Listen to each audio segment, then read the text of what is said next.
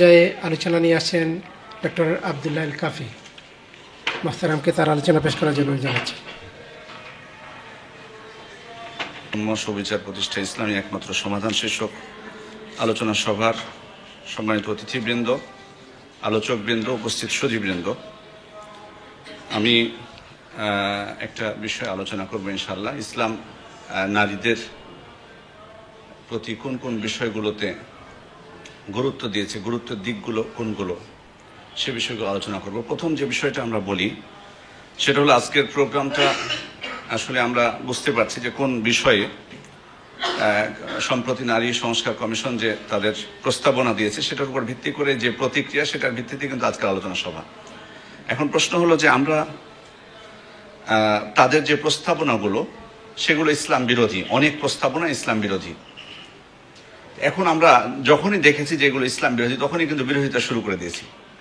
এখন প্রশ্ন হলো যে আমরা তাদের প্রস্তাবনাগুলো নিয়ে কি চিন্তা ভাবনা করেছি আগে, যে তারা যে প্রস্তাবগুলো দিয়েছে সে প্রস্তাবগুলো এখন বর্তমান যুগে নারীদের জন্য ভালো হবে কি মন্দ হবে, ভালো তো হতেও পারে, এমন কোনো চিন্তা ভাবনা না করে কিন্তু আমরা তাৎক্ষণিক যখনই আমরা দেখেছি যে এগুলো ইসলাম বিরোধী তখনই কিন্তু প্রতিক্রিয়া জানিয়েছি এবং তখন থেকে কিন্তু বিরোধিতা শুরু করেছি। কেন আমরা বিরোধিতা করি তাৎক্ষণিক? আমাদেরকে দেখা উচিত ছিল না যে আসলে তারা যে প্রস্তাবগুলো দিয়েছে সেগুলো এখন আমাদের জন্য কল্যাণকর কিনা? না, এটা আসলে আমরা প্রয়োজন মনে করিনি। কারণ এটা কিন্তু আমরা কেন করিনি? কারণ এটা আমাদের বিশ্বাসের কারণে। কারণ আমরা আমাদের রব যে বিধান নারীদের জন্য সাব্যস্ত করেছেন সেটাকে মনে করি যে সর্বযুগের, সর্বকালের, সর্বস্থানের জন্য এটা প্রযোজ্য এবং সেটাই তাদের জন্য সব থেকে বেটার। এই জন্যই কিন্তু আমরা করি না, চিন্তা ভাবনা করি না। এই জন্য কিন্তু এত গবেষণা কেউ কিন্তু গবেষণা করেনি। যখন থেকে দেখেছে এগুলো ইসলাম বিরোধী তখন থেকে কিন্তু বিরোধিতা শুরু করেছে। এটার কারণই হলো বিশ্বাস থেকে, এবং এই বিশ্বাস আমাদের করার অধিকার আছে। কারণ আমরা আল্লাহর প্রতি ঈমান এনেছি এবং এই বিশ্বাস করি যে আল্লাহ তাআলা কারো উপর জুলুম করবেন না। ওয়ান আল্লাহ লাইসা বিযাল্লামিন লিল আবিদ, স্পষ্ট কোরআনের বার্তা, এবং এটা হচ্ছে আমাদের জীবনের মূলনীতি যে আল্লাহ কারো প্রতি জুলুম করেন না। এই বিশ্বাস নিয়ে কিন্তু আমরা আল্লাহর প্রতি ঈমান এনেছি। আর আমরা এটা আমাদের অধিকার আছে এই বিশ্বাস পোষণ করার, যে আমরা চোখ বন্ধ করে কোনো প্রকার গবেষণা ছাড়াই বলতে পারি যে আল্লাহ তাআলা নারীদের জন্য যে বিধান সাব্যস্ত করেছেন সেটাই হচ্ছে তাদের জন্য পারফেক্ট। এটা আমরা করতে পারি, অধিকার আমাদের আছে। কারণ ওনারা অনেকেই আছে একটা মূর্তি, যে মূর্তি তার কোনো জীবন নেই, তার প্রতি কিন্তু অনেক বিশ্বাস পোষণ করে ভালো। তো যিনি চিরঞ্জীব, চিরস্থায়ী, সব থেকে ক্ষমতাধর, শক্তিশালী যে রব আমাদের, তার প্রতি তো আমরা সুধারণা চোখ বন্ধ করে পোষণ করতে পারি, এই অধিকার আমাদের আছে। সম্মানিত উপস্থিতি, আল্লাহ তাআলা নারীদেরকে সম্মানিত করেছেন। কারণ আল্লাহ তাআলা পবিত্র কোরআনে বলছেন ওয়ালাকাদ কাররামনা বানি আদম, আমি বনু আদমকে সম্মানিত করেছি। বনু আদমকে সম্মানিত করার অর্থ হচ্ছে বনু আদমের মধ্যে নিশ্চয় শুধুমাত্র এখানে পুরুষদেরকে ইঙ্গিত করা হয়নি। আল্লাহ তাআলা বলছেন যে আমি বনু আদমকে আমি সম্মানিত করেছি। বনু আদমকে সম্মানিত করে শুধুমাত্র এখানে বনু আদম বলতে শুধুমাত্র পুরুষদেরকে মানে তাদেরকে নির্দিষ্ট করা হয়নি বা তাদেরকে শুধুমাত্র বোঝানো হয়নি, বরং বনু আদম বলতে নারী পুরুষ সকলকে কিন্তু এখানে বোঝানো হয়েছে। এর মাধ্যমেই আল্লাহ তাআলা সবাইকে যে সম্মানিত করেছেন এটা কিন্তু স্পষ্টভাবে বোঝা যায়। এবং নারী পুরুষের মধ্যে সর্বশ্রেষ্ঠকে, সেটার মূলনীতিও আল্লাহ তাআলা নির্ধারণ করে দিয়েছেন, সেটা হবে তাকওয়ার ভিত্তিতে। ইন্না আকরামাকুম ইনদাল্লাহি আতকাকুম। এখানে কিন্তু এমন না যে যারা পুরুষ তারা হবে শ্রেষ্ঠ বা যারা নারী তারা হবে শ্রেষ্ঠ, এটা না। বরং মানুষকে আল্লাহ তাআলা সম্মানিত করেছেন এবং মানুষ বলতে পুরুষ নারী উভয়ের মধ্যে আসবে এবং তাদের মধ্যে শ্রেষ্ঠত্ব যাতায়াত হবে তাকওয়ার ভিত্তিতে, এটা মূলনীতি করে দিয়েছেন। সুতরাং এখানে পুরুষ যে উনি সেজন্য যে উনি শ্রেষ্ঠ, বিষয়টা কিন্তু এমন নয়। এবং এই বিষয়টি আল্লাহ রাসূল সাল্লাল্লাহু আলাইহি ওয়াসাল্লাম বিদায় হজের ভাষণে কিন্তু স্পষ্টভাবে বলেছেন। বিদায় হজের ভাষণ আল্লাহ রাসূল সাল্লাল্লাহু আলাইহি ওয়াসাল্লাম কখন দিচ্ছেন? তার জীবনের সব শেষে, একবারে শেষ মুহূর্তে তিনি, এবং সেখানে কিন্তু অনেকগুলো মূলনীতি তিনি উল্লেখ করেছেন। আমরা জানি যে বিদায় হজের ভাষণটা যখন মানুষ তার জীবনের শেষ মুহূর্তে যখন কোনো কথা বলে, সেটা কিন্তু উনি কিন্তু গুরুত্বপূর্ণ যে বিষয়গুলো তার কাছে সব থেকে যেটা গুরুত্বের, সেই বিষয়গুলো কিন্তু বলেন। এবং এই কারণে কিন্তু অনেকেই বলতেছেন যে আল্লাহ রাসূল সাল্লাল্লাহু আলাইহি ওয়াসাল্লাম বিদায় হজের ভাষণ শুরু করেছেন নারীদের অধিকার দিয়ে। তিনি সর্বপ্রথম নারীদের বিষয়গুলোই বলেছেন। তিনি আল্লাহ রাসূল সাল্লাল্লাহু আলাইহি ওয়াসাল্লাম ইঙ্গিত দিয়েছেন এবং স্পষ্টভাবে বলেছেন ইস্তাউসু বিন নিসা খায়রান, তোমরা নারীদের সাথে সুন্দর আচরণের উপদেশ গ্রহণ করো। এবং ওই ভাষণে আল্লাহ রাসূল সাল্লাল্লাহু আলাইহি ওয়াসাল্লাম বলেছেন ফাত্তাকুল্লাহ ফিন নিসা ফাইন্নাকুম আখাযতুহুমুন্না বিআমানিল্লাহ, তোমরা নারীদের ব্যাপারে আল্লাহ তাআলাকে ভয় করো, তোমরা তাদেরকে আল্লাহর আমানত হিসেবে তোমরা গ্রহণ করেছো। ওয়াস্তাহলালতুম ফুরুজাহুন্না বিকালিমাতিল্লাহ, আল্লাহর কালিমার মাধ্যমে তাদের লজ্জাস্থানকে তোমাদের জন্য হালাল করে নিয়েছো তোমরা। এরপর আল্লাহ রাসূল সাল্লাল্লাহু আলাইহি ওয়াসাল্লাম আরো বললেন ওয়ালাহুন্না আলাইকুম রিজকুহুন্না ওয়া কিসওয়াতুহুন্না বিল মারুফ, পুরুষদেরকে লক্ষ্য করে বললেন যে তোমাদের উপর তাদের ভরণ পোষণ, তাদের খাবার, তাদের পোশাক পরিচ্ছদ ন্যায়সঙ্গতভাবে তাদেরকে দেওয়া, সেটা হলো তোমাদের উপর দায়িত্ব। এমনকি আমরা জানি ইসলামের বিধান পুরুষরা নারীদের ভরণ পোষণ দিবে, এ বিধান ইসলামের। এমনকি ভরণ পোষণ নিজের ইচ্ছা মতো দিবে বিষয়টা কিন্তু এমন না, বিল মারুফ বলা হয়েছে। এবং মারুফ শব্দটা কিন্তু উর্ফ থেকে, অর্থাৎ প্রত্যেকটা জায়গায় প্রচলিত বা রীতি অনুযায়ী যে খরচ বা তার ব্যয়ভার বহন করা উচিত ততটুকু দিতে হবে। মানে একজন পুরুষ উনি বলবেন যে আমি পরিবারের কর্তা, আমি ইচ্ছা মতো দিব, না, এটা চলবে না, ওনাকে পরিপূর্ণরূপে দিতে হবে। এমনকি যদি পুরুষ না দেয় পরিপূর্ণরূপে, নারী কিন্তু তার অজান্তে কিন্তু নেওয়ার অধিকার আছে, তাকে না জানিয়ে নিতে পারবে। ইসলামে কিন্তু চুরি জায়েজ নেই, কিন্তু এই অবস্থায় একজন পুরুষ যদি নারীকে তার প্রাপ্য অধিকার না দেয় তাহলে কিন্তু ওই নারী কিন্তু তাকে না জানিয়ে নিতে পারবে। খুদি মা একফিকে ওয়ালাদাকে বিল মারুফ, আল্লাহ রাসূল সাল্লাল্লাহু আলাইহি ওয়াসাল্লাম আবু সুফিয়ানের স্ত্রীকে সেটি বলেছিলেন। এবং আমরা জানি যে পুরুষরা উপার্জন করে, তাদের উপর মূলত পরিবারের উপার্জনের দায়িত্বটা। এরপরেও খেয়াল করে দেখুন নারীদেরকে কিভাবে সম্মানিত করা হয়েছে। বাইরে কাজ করে পুরুষরা, নারীরা সাধারণত বাড়িতেই কাজ করে। এরপরেও আল্লাহ রাসূল সাল্লাল্লাহু আলাইহি ওয়াসাল্লাম নিজেই কিন্তু এক্ষেত্রে কুদওয়া এবং উসওয়া। তিনি কিন্তু বাড়ির কাজে বাড়ির পরিবারের সদস্যদেরকে তিনি কিন্তু সহযোগিতা করতেন।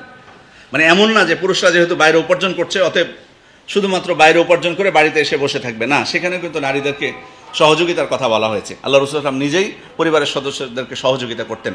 বিষয়টা এমন না যে শুধুমাত্র তাদেরকে গৃহিণী করে রেখে দিয়ে থালা বাসন মাজা, রান্না বান্নার কাজগুলো শুধুমাত্র তারাই করবে, বরং পুরুষদেরও একটা দায়িত্ব আছে তাদেরকে আন্তরিকভাবে সহযোগিতা করা যদি তাদের সুযোগ থাকে।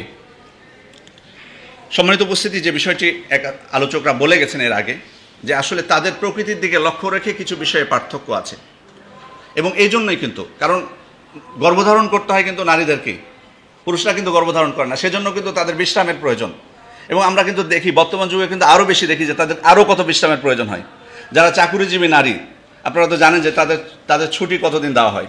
শুধুমাত্র মানে যখন তারা গর্ভপাত করবে শুধুমাত্র ওই কয়েকদিনকে ছুটি থাকে না, দীর্ঘ ছুটি কিন্তু তাদেরকে দেওয়া হয়, 4 মাস 5 মাস, এরপরে 6 মাস। এরপরে বর্তমান যুগে কিন্তু আরও বেশি প্রয়োজন হয়, কারণ গর্ভধারণের পর থেকে ডাক্তার রেস্টে থাকতে বলে, মানে তার আর কোনো কাজ করতে পারবে না। তাহলে খেয়াল করে দেখুন যে পূর্ণ 2 বছর বা 3 বছর তার বিশ্রামের প্রয়োজন হয়। সেজন্য তার, আর এটা তো আমরা মানুষ হিসেবে সবাই চাই যে সন্তান হোক, কেউ তো আমরা চাই না এমন কেউ নেই।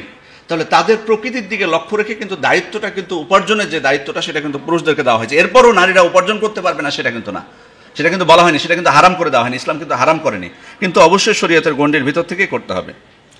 সম্মানিত উপস্থিতি, মিরাসের ক্ষেত্রে যে বিষয়টা ইসলাম যে অধিকার দিয়েছে নারীদেরকে, ইতিপূর্বে কোনো ধর্মে এমন প্রাপ্য অংশ কিন্তু বুঝিয়ে দেওয়া হয়নি। আপনি ইহুদি নাসারা বলেন, ইহুদি বলেন, কোনো ধর্মের এমন জাহেলি যুগের অবস্থা তো আমরা জানি।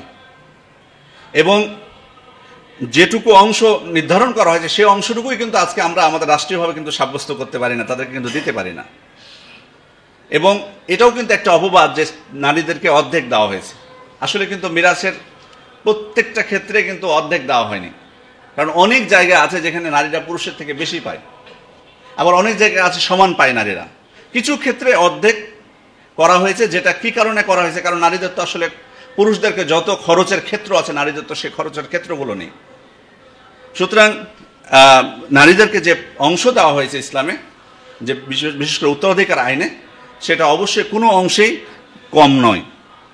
এরপরে দুনিয়ার যে হকগুলো, সেগুলো যেটি ডক্টর ইমাম হোসেন ইঙ্গিত দিয়েছেন, লিরিজালে নাসিব মিম্মা ইকতাসাবু ওয়া লিন-নিসাই নাসিব মিম্মা ইকতাসাবনা, পুরুষরা যে উপার্জন করে, যেটা অর্জন করে, সেটা তার প্রাপ্য অংশ, নারীরা যেটা অর্জন করে সেটা তার প্রাপ্য অংশ। এটা আমলের ক্ষেত্রেও হতে পারে, ইসলামের বিধিবিধান পালনের ক্ষেত্রে হতে পারে, আবার দুনিয়াবী ক্ষেত্রে হতে পারে। অর্থাৎ একজন পুরুষ যেটা উপার্জন করবে, এমনিতে যদি বলি আমরা যে ধরুন হাজব্যান্ড ওয়াইফ দুইজনেই চাকরি করে, হাজব্যান্ড যেটা উপার্জন করে সেটা তো উনি নিজে খাবেন এবং পরিবারের জন্য। নারী যেটা উপার্জন করবে ওখান থেকে কি এমন কোনো বিধান আছে যে তার কিছু অংশ তার স্বামীর জন্য বা সন্তানের জন্য প্রযোজ্য হবে? সেটা কিন্তু নেই। বরং উনি যেটা উপার্জন করে এটা কিন্তু উনারই অংশ। স্বামী কিন্তু জোরপূর্বক সেখান থেকে কিন্তু কিছু নিতে পারবেন না। কিন্তু দেখুন আমাদের সমাজে আসলে অনেক ক্ষেত্রে আমরা দেখতে পাই যে নারীরা যেগুলো উত্তরাধিকার সম্পত্তি পায় মানে তার বাবার বাড়ি থেকে, সেগুলো কিন্তু পুরুষরাই কিন্তু সেগুলোকে ব্যবহার করে অনেক সময় নিজের ইচ্ছা মতো। আবার নারী ইচ্ছা মতো সেখান থেকে দানও করতে পারে না, খরচও করতে পারে না, সেগুলো কিন্তু দেওয়া হয় না। অথচ ইসলাম কিন্তু তাকে অধিকার দিয়েছে, সে তার উত্তরাধিকার সম্পত্তি থেকে যেটা পাবে তার বাবা মায়ের কাছ থেকে, সেটা কিন্তু সে ইচ্ছা মতো খরচ করতে পারে। বৈধ ক্ষেত্রে অবশ্যই তিনি কিন্তু ইচ্ছা মতো সেখান থেকে দান করতে পারেন। তিনি যে চাকুরি করে যে উপার্জনটা করছেন সেটা কিন্তু উনি ইচ্ছা করে যেখানে ইচ্ছা সেখানে কিন্তু উনি ব্যয় করতে পারেন। যদিও সেটা ইসলামের গণ্ডির মধ্যে হতে হবে, কিন্তু ওনার স্বাধীনতা আছে। ইসলাম কিন্তু এই স্বাধীনতা দিয়েছে। এখানে কিন্তু তাকে কিন্তু এমন করা হয়নি যে নারী যেটা উপার্জন করবে সেটা এসে পুরুষের হাতে এসে দিতে হবে, পুরুষ ইচ্ছা মতো খরচ করবে, উনি পারবেন না, বিষয়টা কিন্তু এমন করা হয়নি।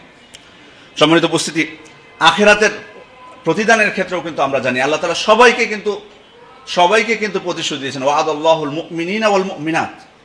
পুরুষ মুমিন এবং নারী মুমিনা তাদেরকে আল্লাহ তাআলা প্রতিশ্রুতি দিয়েছেন কিসের? জান্নাতের। এবং দুনিয়াতেও যে প্রতিফল আল্লাহ তাআলা বলছেন, মান আমিলা সালিহান মিন যাকারিন আও উনসা ওয়া হুয়া মুমিনুন ফালানুহইয়ান্নাহু হায়াতান তাইয়্যিবা। পুরুষ হোক নারী হোক, যেই সৎ আমল করবে, মুমিন অবস্থায় ঈমান অবস্থায় যেই সৎ আমল করবে আল্লাহ তাআলা তাকে আনন্দময় জীবন, পবিত্র জীবন তাকে দান করবেন। সবাইকে আল্লাহ তাআলা প্রতিশ্রুতি দিয়েছেন। এটা শুধুমাত্র যে পুরুষদেরকে সেটা কিন্তু না, সবাইকে দিয়েছেন। সুতরাং দুনিয়ার পুরস্কার সৎ পথে থাকলে এবং আখিরাতের পুরস্কার এক্ষেত্রে কিন্তু সমান, এক্ষেত্রে কিন্তু পার্থক্য করা হয়নি। সম্মানিত উপস্থিতি, এরপরেও যেহেতু নারীরা আমরা জানি যে স্বাভাবিক অবস্থায় আমাদের থেকে কিন্তু দুর্বল, শারীরিকভাবে অনেক ক্ষেত্রে মানসিক দিক থেকেও কিন্তু দুর্বল, এটা কিন্তু আমরা জানি। আর এই জন্যই কিন্তু তাদের দুর্বল হওয়ার কারণে পুরুষরা যাতে তাদের অধিকার নষ্ট না করতে পারে, সেজন্য আল্লাহ রাসূল সাল্লাল্লাহু আলাইহি ওয়াসাল্লাম বলেছেন, আল্লাহুম্মা ইন্নী উহাররিজু হাক্কাদ দাঈফাইনি আল মারআ ওয়াল ইয়াতীম। হে আল্লাহ, আমি দুই দুর্বল শ্রেণীর অধিকারের বিষয়ে ভীতি প্রদর্শন করছি, একটা হলো নারী আর একটা হচ্ছে এতিম।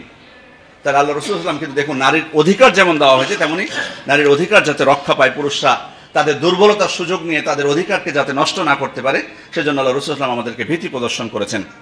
এরপরে আমরা কিন্তু জানি যে সন্তানদের ক্ষেত্রে ছেলে সন্তান হতে পারে, মেয়ে সন্তান হতে পারে, কিন্তু মেয়ে সন্তানের কিন্তু অনেক ফজিলত বর্ণনা করা হয়েছে। কারো যদি মেয়ে সন্তান থাকে, তাদেরকে লালন পালন করে বিশেষ করে মৃত্যু পর্যন্ত, তাদের বিষয়ে কিন্তু ফজিলত বর্ণনা করা হয়েছে। কিন্তু কোনো হাদিস আপনি পাবেন না যে ছেলে সন্তানের কোনো ফজিলত কোনো হাদিসে আছে যে ছেলে সন্তান হলে এই স্বভাব আছে বা এই পুরস্কার আছে। কিন্তু পুরস্কার কিন্তু নারী সন্তানদের ক্ষেত্রেই কিন্তু দেওয়া হয়েছে, কন্যা সন্তানের ক্ষেত্রে কিন্তু পুরস্কার দেওয়া হয়েছে। এরপরে সদাচরণের ক্ষেত্রে একজন সন্তান তার পিতামাতার সাথে সদাচরণ করবে, সদাচরণের ক্ষেত্রে কে বেশি অগ্রাধিকার? পিতা তো আসলে উপার্জন করে নিয়ে আসেন, কিন্তু তাকে প্রাধান্য দেওয়া হয়নি, বরং বলা হয়েছে কাকে? মার কথা বলা হয়েছে। আমরা প্রসিদ্ধ হাদিস এগুলো জানি। আল্লাহ রাসূল সাল্লাল্লাহু আলাইহি ওয়াসাল্লামকে জিজ্ঞেস করেছেন, তিনি স্পষ্ট বলেছেন তোমার মা, তোমার মা, তোমার মা, 3 বার বলেছেন। সেক্ষেত্রে কিন্তু এই বিষয়ে কিন্তু নারীদেরকে কিন্তু প্রাধান্য দেওয়া হয়েছে। এরপরে নারী পুরুষ উভয়কে আল্লাহ তাআলা উভয়ের জন্য জরুরি করে দিয়েছেন এই দুনিয়াতে। আল্লাহ তাআলা বলছেন, ওমিন আয়াতিহি আন খালাকা লাকুম মিন আনফুসিকুম আজওয়াজান লিতাসকুনু ইলাইহা। আল্লাহ তাআলা নিদর্শনাবলীর মধ্যে রয়েছে যে তিনি তোমাদের থেকেই তোমাদের স্ত্রীদেরকে সৃষ্টি করেছেন যাতে তোমরা তাদের কাছে প্রশান্তি পাও, শান্তি পাও। তাহলে উভয়কে উভয়ের প্রয়োজন। নারীদেরকে যেমন পুরুষের প্রয়োজন, পুরুষকে ছাড়া ওনারা যেমন চলতে পারবেন না, তেমনি কিন্তু পুরুষদেরকে ইঙ্গিত দেওয়া হয়েছে নারীকে ছাড়া আমরা আত্মপ্রশান্তি আমরা পাবো না। উভয়কে উভয়ের জন্যই প্রয়োজন। ওয়াজা আলা বাইনাকুম মাওয়াদ্দাতা ওয়া রাহমা, এবং তোমাদের জন্য সৃষ্টি করে দিয়েছেন তোমাদের মধ্যে ভালোবাসা এবং দয়া। উভয়ের প্রতি ভালোবাসা সৃষ্টি করে দিয়েছেন, দয়া সৃষ্টি করে দিয়েছেন, যাতে ভালোবাসা বিরাজ থাকে, একসাথে বসবাস করতে পারে, তাদের মধ্যে কেউ কারো উপর যাতে জুলুম না করে এবং ভালোবাসার ভিত্তিতে তারা একসাথে বসবাস করতে পারে। সুতরাং এক্ষেত্রে কোনো প্রকার পার্থক্য করা হয়নি। সম্মানিত উপস্থিতি, আমি আলোচনা দীর্ঘায়িত করব না, আমাদের সম্মানিত আলোচক যারা আছেন তারা অপেক্ষা করছেন।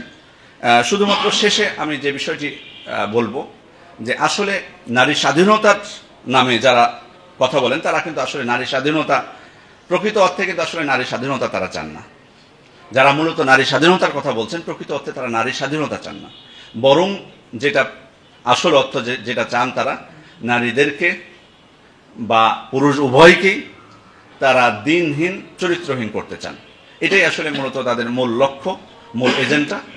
যাই হোক, আমাদের উচিত হবে মুসলিম হিসেবে এই বিষয়ে সতর্ক থাকা, আল্লাহ তাআলার কাছে দোয়া করা, আল্লাহ তাআলা যাতে আমাদেরকে হেফাজত করেন এবং ইসলামের যে কোনো বিধিবিধান লঙ্ঘন থেকে আমাদেরকে রক্ষা করেন, এবং ইসলামের বিরুদ্ধে যাতে কোনো প্রকার কেউ কোনো প্রকার আইন বা যে কোনো যা কিছু হোক কোনো কিছু যাতে বাস্তবায়ন না করতে পারে সেই প্রচেষ্টা, সেই দোয়া আমরা আল্লাহ তাআলার কাছে করব এবং আমাদের সর্বাত্মক প্রচেষ্টাটুকু আমরা করবো। আল্লাহ তাআলা আমাদেরকে সেই তৌফিক দান করুন।